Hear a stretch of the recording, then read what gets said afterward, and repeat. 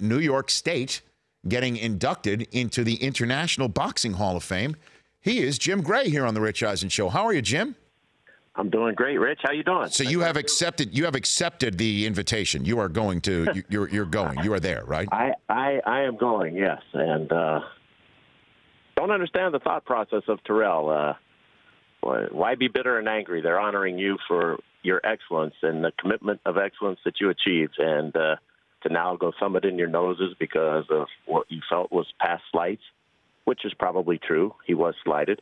But it's time to get over that, and you got to be better tomorrow than you were yesterday. And he should take the same step that the Hall of Fame took by inducting him.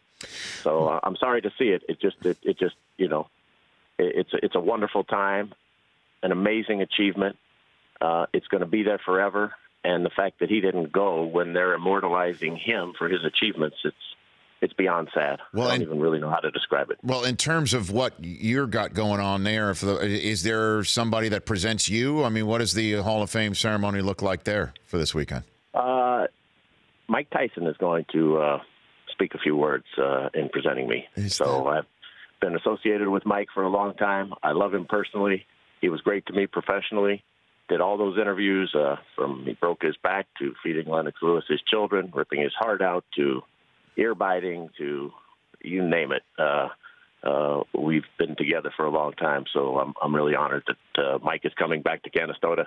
Hadn't been here in quite some time. He's from upstate New York, and he will make the presentation tomorrow. And is it the scripted remarks, Jim? Are these remarks scripted from Mike?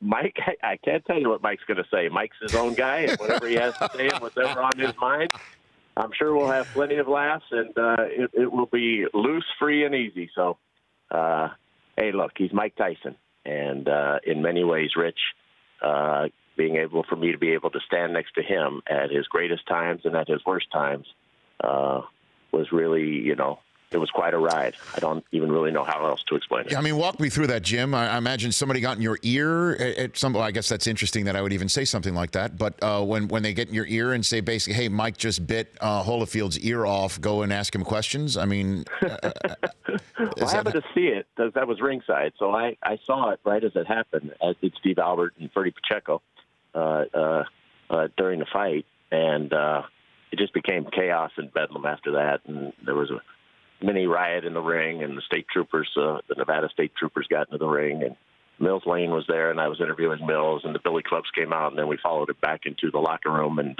it was Don King who actually procured the interview because I don't know that Mike would have come out, but Don was walking in behind me with John Horn and Rory Holloway, and I said, Don, these people have paid $50, $60, I forget what it was at the time.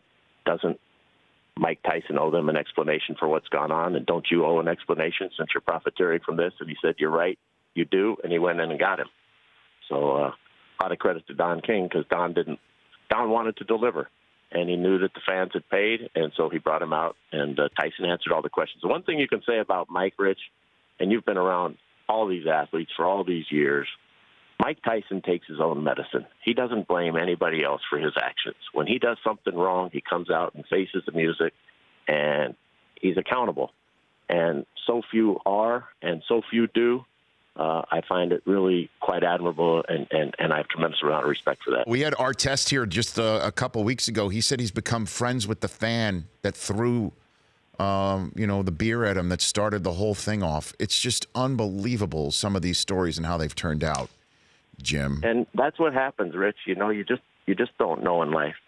I'm going to say it tomorrow in my speech, or Sunday in my speech, that I never would have thought that all of these things could have happened.